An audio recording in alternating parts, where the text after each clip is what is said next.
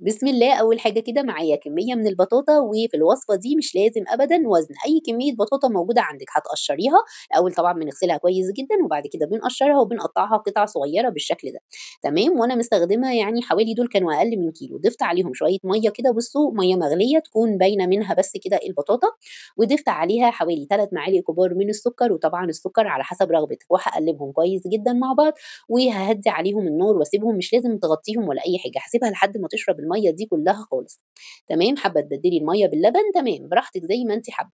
بعد بقى ما اتسلقت تمامًا وشربت المَيّة بتاعتها، حطيت لها معلقة من الزبدة وجبت الهراسة كده أو شوكة وابدئي اهرسيها وخلّيها بيوريه بالشكل ده زي ما أنتم شايفين. ضِفت بقى عليها شوية من جوز الهند حوالي 3 معالق و3 معالق من الزبيب،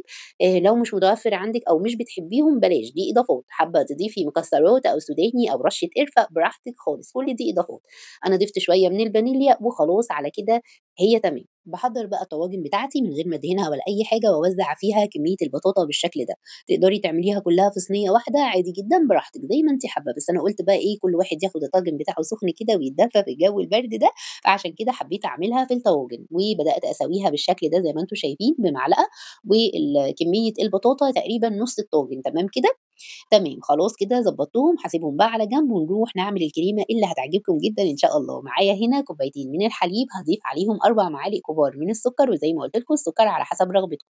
تمام، بعد كده بقى هاضيف المكون اللي هيخلّيها في حتة تالتة خالص 3 معالق كبار مليانين هرميين من السميد، السميد بتاع البسبوسة اللي مش عليه أي إضافات، تمام كده؟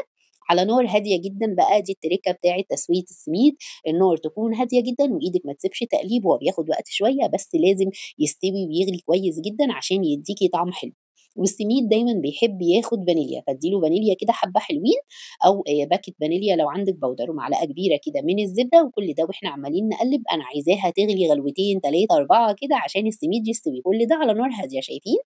بعد ما تغلي كده شايفين القوام بتاعها مش تقيل أوي زي ما أنتم شايفين شكله، هاخد بقى كده المهلبية بتاعتي وابتدي أصُبّها كده في القوالب زي ما أنتم شايفين بالشكل ده.